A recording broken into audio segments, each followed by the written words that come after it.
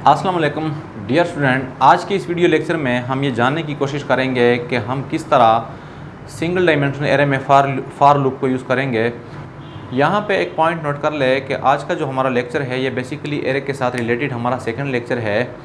यहाँ पे मैं एक सजेशन देना चाहूँगा कि अगर आप लोगों ने इसी टॉपिक से रिलेटेड मेरी पहली वाली वीडियो नहीं देखी तो पहले आप वो डिटेल के साथ देख ले ताकि फिर समझने में आसानी रहे। तो आए स्टार्ट करते हैं कि हम किस तरह फार लूप एरे में यूज़ करेंगे। तो जिस तरह मैंने प्रीवियस वीडियो लेक्चर में डिस्कस किया था कि एरे को हम इस तरह डिक्लेयर करते हैं, यहाँ पे डेटा टाइप, फिर स्पेस, फिर नेम और यहाँ पे साइज़।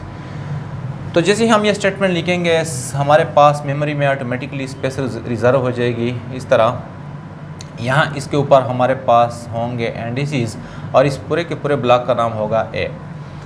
अब मैं अगर सी इन के ज़रिए वैल्यू देना चाहूँ तो कुछ इस तरह होगा। सी इन यहाँ पे मैंने लिखा था एक्सट्रैक्शन ऑपरेटर, फिर ए ऑफ 0, इसके बाद सी इन ए ऑफ 1 एंड सो ऑन। अब यहाँ पे अगर हमारे पास साइज़ 100 हो तो पॉइंट नोट कर ले कि इस तरह की जो स्टेटमेंट है ये फिर हम 100 ही लिखेंगे, जो कि काफ़ी लेंथी प्रोसेस है। तो इस लेंथी प्रोसेस को कम करने के लिए हम यूज़ करते हैं फार लूप का। तो किस तरह हम फार लूप यूज़ करेंगे आप लोग डिटेल के साथ देखते जाएं। तो देखिए यहाँ पे मैंने अगेन एक एरे डिक्लेयर की साइज़ 5 की। अब मैं यहाँ पे लिखता हूँ इंट कोई भी वेरिएबल। अब इस वेरिएबल को मैं इनिशियलाइज़ करता हूँ 0 से और यहाँ पे हमारे पास होगा 4i++। इसके बाद यहाँ पे मैं लिखूँगा सी इन ए ऑफ आई। तो पहले इस मैकेनिज़्म को जानने की कोशिश करते हैं। देखें, जिस तरह मैंने पहले भी डिस्कस किया था कि फार लूप में हमारे पास जो कंट्रोल होता है फर्स्ट ऑफ ऑल इनिशियलाइजेशन के पास आता है। अब आई की वैल्यू इनिशियलाइज हो रही है 0 से। इनिशियलाइजेशन के बाद कंट्रोल ऑटोमेटिकली जाता है कंडीशन की जानिब। तो अब यहाँ पे नोट कर ले आई की वैल्यू हमारे पास है 0 एंड 0 इज़ लेस देन और इक्वल टू 4। तो मीन्स कंडीशन हमारे पास ट्रू है। कंडीशन ट्रू होने की सूरत में कंट्रोल यहाँ पे आता है और ये वाला स्टेटमेंट एग्जीक्यूट होगा। तो इस स्टेटमेंट को अगर हम गौर से देखें तो देखें हमारे पास है सी इन, फिर एक्सट्रैक्शन ऑपरेटर और यहाँ पे ए ऑफ आई। चूँकि आई की वैल्यू यहाँ से 0 आ रही है तो इस स्टेटमेंट का ऑटोमेटिकली मकसद ये है कि ये वैल्यू मांग रहा है ए ऑफ आई, मतलब ए ऑफ 0 के लिए, और ए ऑफ 0 हमारे पास है ये वाला एलिमेंट। कहने का मकसद ये हुआ कि जैसे ही ये वाला स्टेटमेंट एग्जीक्यूट होगा तो हमारे पास कंसोल पे यहाँ पे ब्लिंकिंग होगी जो कि वैल्यू मांगेगा इस एलिमेंट के लिए। तो यहाँ पे मैंने सपोज़ किया कि वैल्यू असाइन की 9 और इसके बाद इंटर का बटन प्रेस किया। इंटर के बटन प्रेस करने के साथ ये वाली वैल्यू यहाँ पे स्टोर होती है।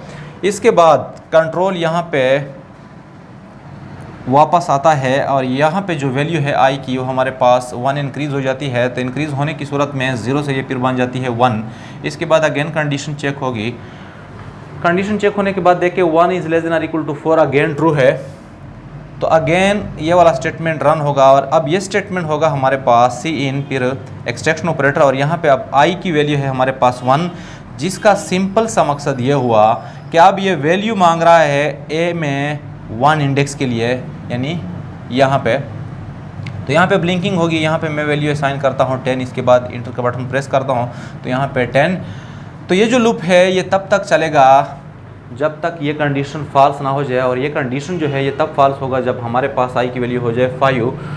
तो आप लोग देख सकते हैं यहाँ पे मैंने इसको इसलिए 0 से इनिशियलाइज़ किया है क्योंकि जब हमारे पास एरे 5 एलिमेंट की होती है तो इसका इंडेक्स 0 से स्टार्ट होगा और जो लास्ट एलिमेंट होगा उसका हमारे पास इंडेक्स होगा 4, मतलब साइज से हमेशा एक कम होता है। तो इसी वजह से मैंने इसको 0 से लेकर 4 तक लिखा है। आप अपनी मर्ज़ी के मुताबिक कोई भी साइज़ दे सकते हैं। यहाँ पे मैंने सपोज़ किया 10 दिया, तो 10 जब आप यहाँ पे साइज़ देंगे तो ऑटोमेटिकली यहाँ पे जो हमारे पास अपर इंडेक्स है वो ऑटोमेटिकली हो जाएगा 9। तो इस तरह हम सी इन की मदद से फार लूप को यूज़ करते हुए सी इन की मदद से एरे को वैल्यूज़ असाइन कर सकते हैं। फिर वो जो बार बार स्टेटमेंट है उसको फिर लिखने की ज़रूरत नहीं होती। अब इन ही वैल्यूज़ को मैं दोबारा स्क्रीन पे शो करना चाहता हूँ। तो एक तो हमारे पास सिंपल सा मेथड ये है कि हम हर एक स्टेटमेंट के लिए लिखेंगे सी आउट, फिर मखसूस element A of 0 and so on. लेकिन अगर यहाँ पे मैं अगेन फार लूप लिखना चाहूँ तो कुछ इस तरह होगा। देखिए मैं यहाँ पे लिखता हूँ यहाँ पे मैं एक और वेरिएबल डिक्लेयर करता हूँ int J for j is equal to 0 और j less than or equal to 4, यहाँ पे j प्लस प्लस।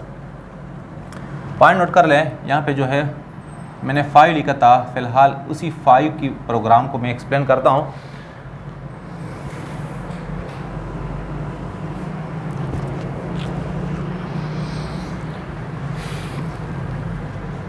तो जिस तरह वहाँ पे मैंने जिक्र किया, बिल्कुल यहाँ पे भी इसी तरह की सिचुएशन होगी। कंट्रोल फर्स्ट ऑफ ऑल यहाँ पे आएगा जे ऑफ 0, फिर इसके बाद यहाँ पे आएगा 0 इज लेस देन 4 का हमारे पास कंडीशन ट्रू है। इसके बाद अगर यहाँ पे मैं स्टेटमेंट लिख लूँ सी आउट हमारे पास ए ऑफ जे, तो देखें कंट्रोल ट्रू होने की सूरत में कंट्रोल यहाँ पे आएगा और हमारे पास स्क्रीन पे डिस्प्ले होगा ए में जो जे लोकेशन है इसकी वैल्यू, मतलब जे की जो यहाँ पे इंडेक्स है वो हमारे पास 0 है। तो सिंपली स्क्रीन पे हमारे पास शो हो जाएगी ए ऑफ 0 की वैल्यू जो कि मैंने यहाँ पे स्टोर की थी 9। इसके बाद कंट्रोल यहाँ से कोलाइड करेगा और इसके बाद यहाँ पे जाएगा, जे की वैल्यू ऑटोमेटिकली इंक्रीज़ हो जाएगी। इंक्रीज़ होने की सूरत में हमारे पास होगी 1। तो ये जो प्रोसेस है ये तब तक रिपीट होता जाएगा जब तक हमारे पास ये कंडीशन फॉल्स ना हो जाए।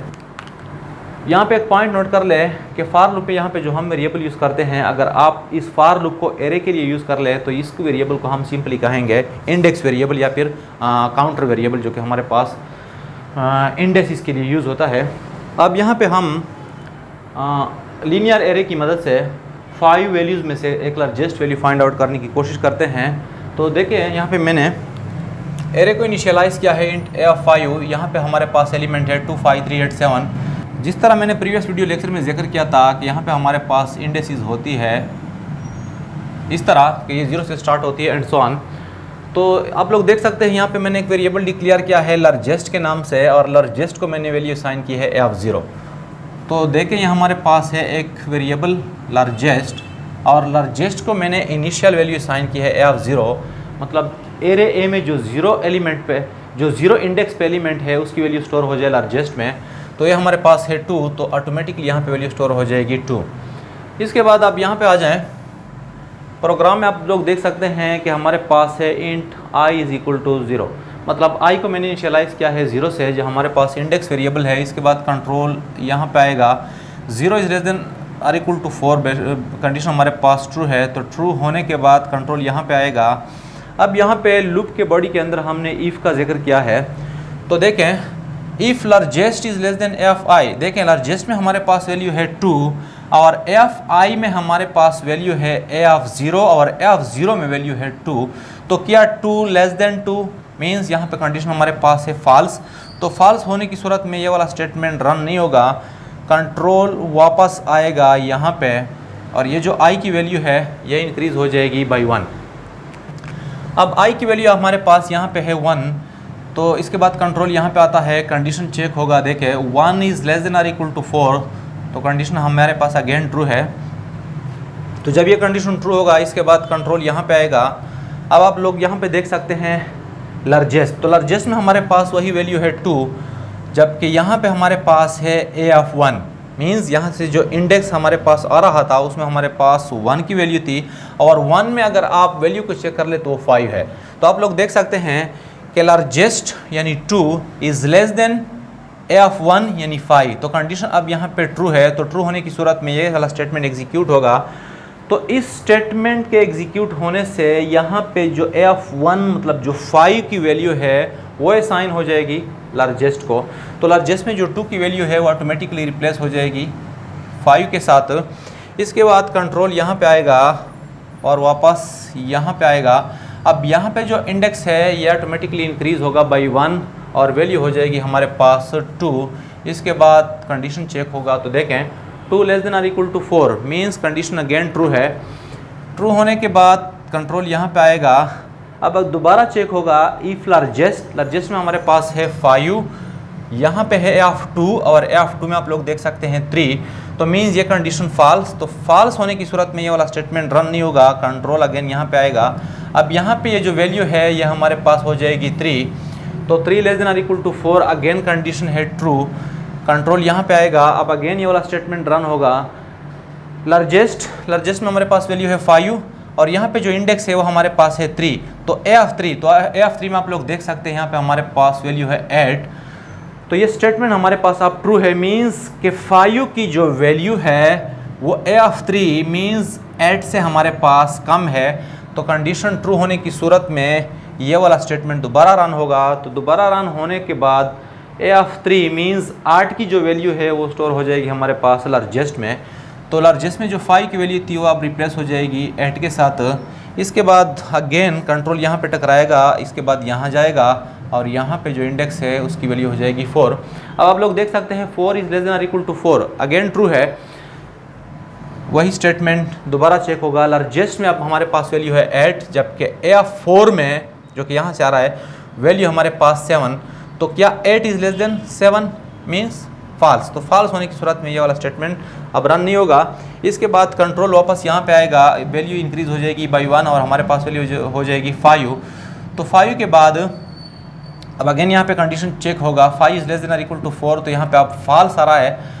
तो फॉल्स होने की सूरत में अब कंट्रोल यहाँ पे नहीं आएगा बल्कि लूप की बॉडी से बाहर जाएगा और लूप के बॉडी के बाहर हमारे पास ये वाला स्टेटमेंट मौजूद है।